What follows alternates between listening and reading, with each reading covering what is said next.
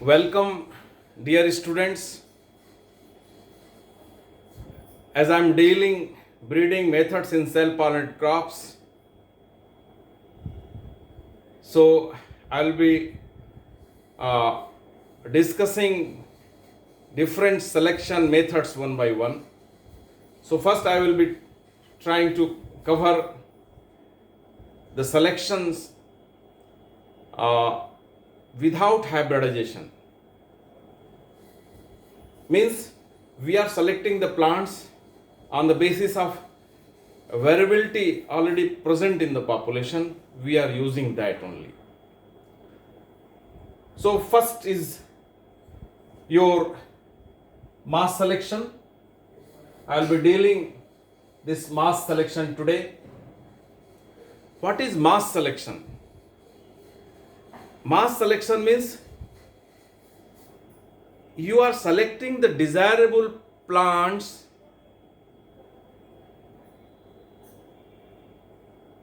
from a base population, and the phenotype of all the plants are similar, and seeds of those selected plants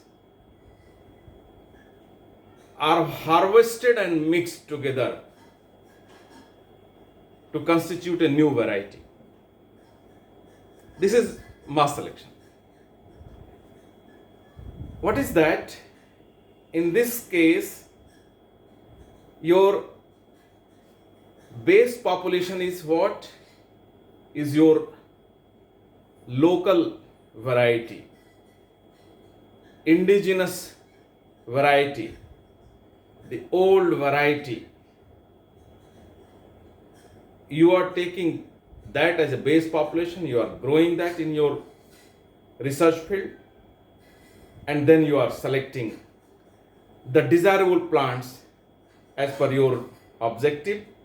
But all the plants which you are selecting, they are having similar phenotype, assuming that all these are having similar genotype, so that the seeds of all these plants are harvested and threshed and mixed together to constitute a new variety. So this is your mass selection. So here I will be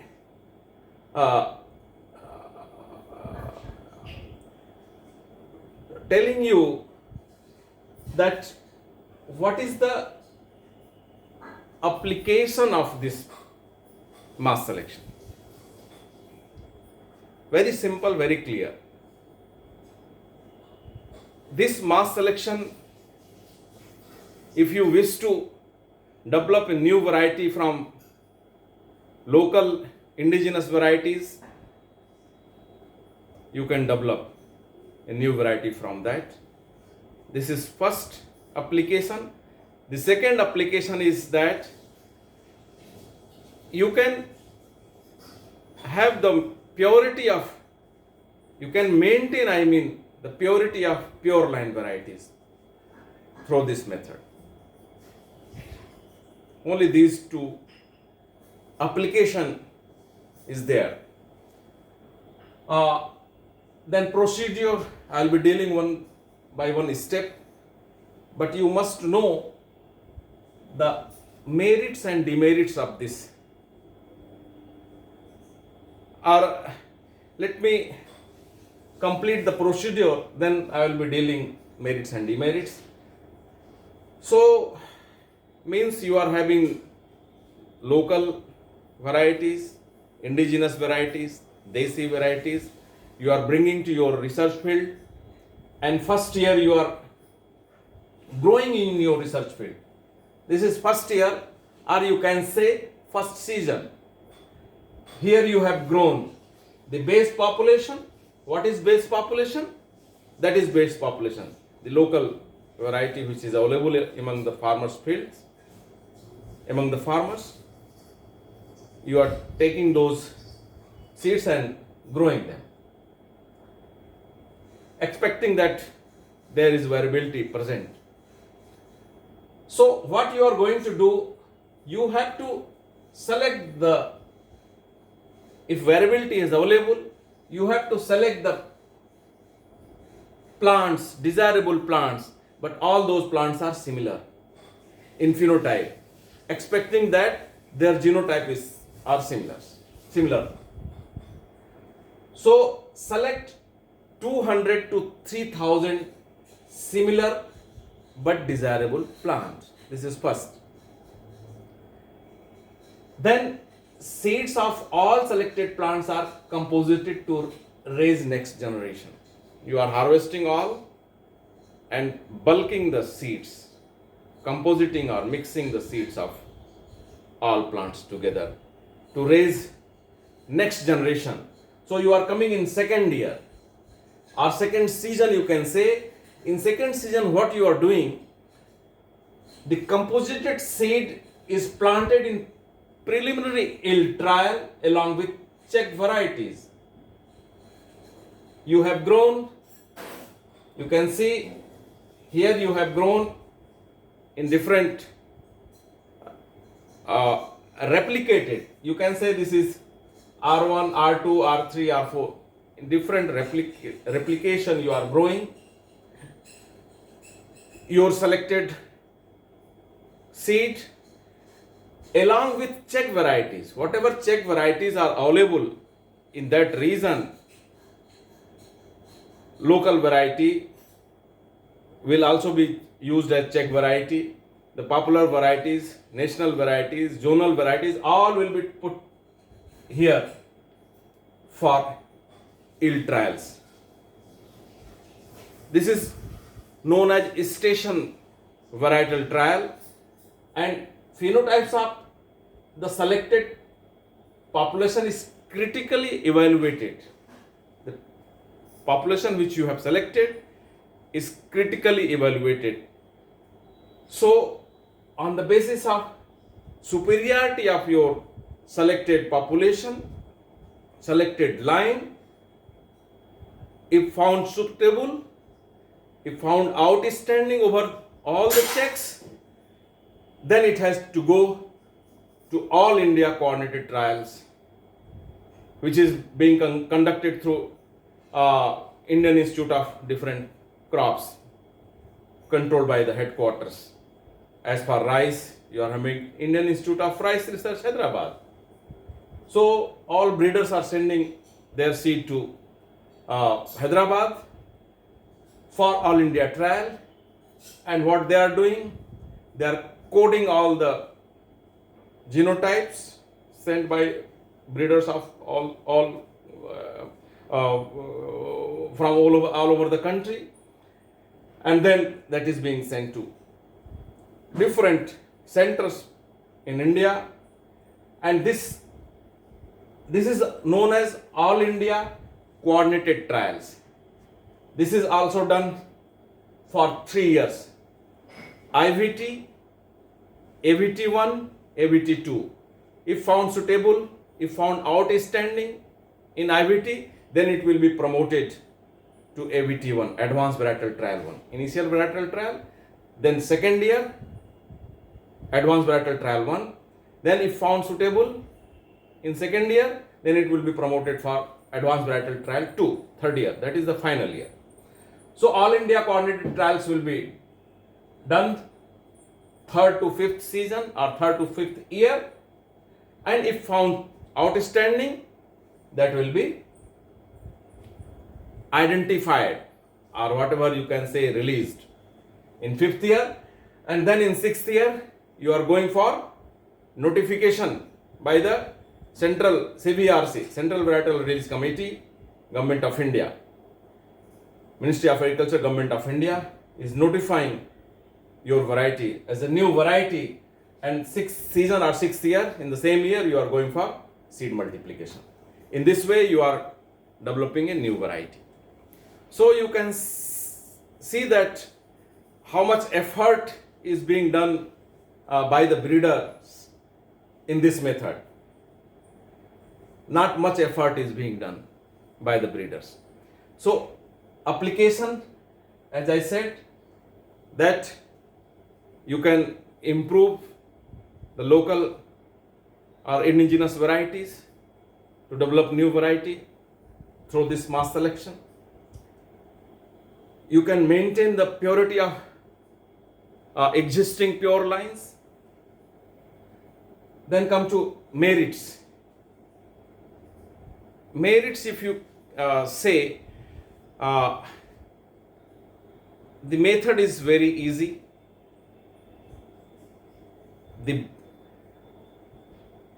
breeders' effort is not much required in this method, and one main merit you can say that the variety which you have developed through this method will easily be adopted in that particular region, because you have developed it from the local, already adapted local varieties. So its adaptation is easy, and its stability is also will be more. Any environmental fluctuations will not affect this variety developed through mass selection, because still variability is existing in this variety developed through this method. So this is the main merit, that not much effort is required. The variety developed through this method is well adapted, easily adaptable, more stable, less environmental effect is seen. Some variability is still existing in this variety developed through this method. Now come to demerit. The same thing is the demerit. Once you have developed the variety through this method, where you have not used the progeny test, so you are not knowing exactly the genotypes of all the plants, 200 or 3000 plants you have selected based on the basis of phenotype only. You are not using progeny test in this method, so variability is still existing in this. So farmers are not liking that much. Once variability is available in the variety, that will not be liked much by the farmers. This is one. Another is in seed production also. When seed certification officer is coming to certify your seed while seed production program, so they are also get confused because of this variability. They are unable to certify your seed. So this is the merit and demerit. And if you talk about achievements, you can say that once the pure line selection has come into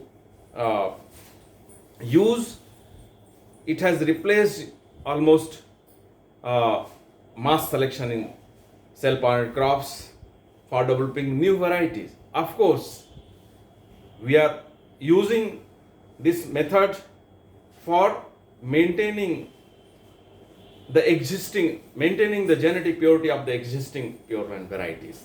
This is all, but not much.